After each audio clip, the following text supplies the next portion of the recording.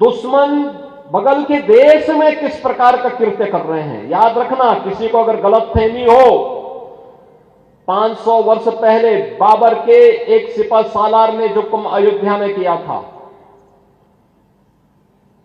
जो काम संभल में किया था, और जो काम आज बांग्लादेश के अंदर हो रहा है, तीनों की प्रकृति, तीनों का डीएनए एक जैसा है। गलतफहमी में मत रहना। मुझे नहीं पता कि मुख्यमंत्री जी कितना साइंस जानते हैं, मुख्यमंत्री जी ने कितनी बायोलॉजी पढ़ी है, मैं नहीं जानता हूं। लेकिन मैं उनसे एक बार निवेदन करना चाहता हूं कि बार बार वो डीएनए की बात कर रहे हैं, डीएनए की बात न किया करें। मैं आपके माध्यम से और बड़ी जिम्मेदारी से कह रहा हूं मैं कि वो डीएनए की बात न करें, और अगर डीएनए की बात करते हैं तो मैं भी अपना डीएनए और हम सब लोग अपना डीएनए चेक कराना चाहते हैं। और मुख्यमंत्री जी, आप भी अपना डीएनए चेक करा दो। मैं भी चेक कराना चाहता हूं अपना डीएनए, और मुख्यमंत्री जी आप भी अपना डीएनए चेक करा दो। इसलिए मेरा निवेदन है कि डीएनए की बात मुख्यमंत्री जी को शोभा नहीं देती है।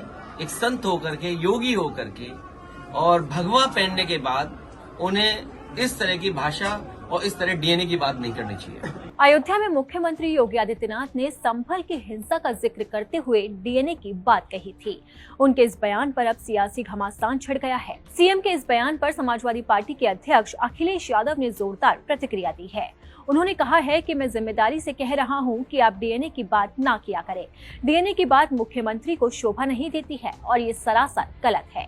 आपको बता दें कि सीएम ने कहा था कि बाबर के एक सिपाह सलाहकार ने 500 साल पहले जो काम अयोध्या धाम में किया था, संभल में किया था, जो काम बांग्लादेश में हो रहा है, तीनों का डीएनए एक ही है।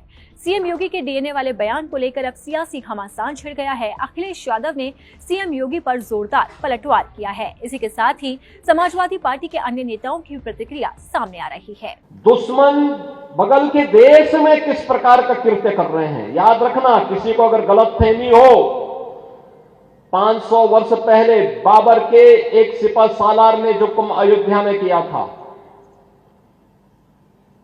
जो काम संभल में किया था, और जो काम आज बांग्लादेश के अंदर हो रहा है, तीनों की प्रकृति, तीनों का डीएनए एक जैसा है। गलतफहमी में मत रहना। अगर कोई ये मानता है कि वो बांग्लादेश में हो रहा है, तो यहां भी बांटने वाले तत्व उनके लिए बेट बन करके खड़े हो रखे हैं, पहले से खड़े हैं। वे समाज के सामाजिक ताने बाने को छिन्न भिन्न कर रहे हैं, सामाजिक एकता को तोड़ करके, आपको बांट करके फिर काटने का और कटवाने का पूरा इंतजाम भी कर रहे हैं। ये बांटने वाले लोग, बहुत सारे लोग तो ऐसे हैं जिन्होंने दुनिया के तमाम देशों में प्रॉपर्टी खरीद करके रखी हुई है। यहां संकट आएगा वहां भाग जाएंगे, मरने वाले मरते रहेंगे, यही करेंगे लोग। और इसीलिए आप सबसे मैं कहने के लिए आया हूं,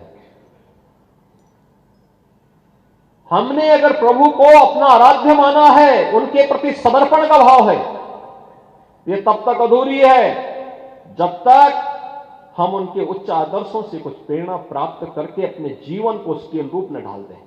अगर आप ये वीडियो YouTube पर देख रहे हैं तो हमारे चैनल को सब्सक्राइब करें और बेल आइकन को दबाना ना भूलें। अगर आप Facebook पर ये वीडियो देख रहे हैं तो हमारे पेज को लाइक करें।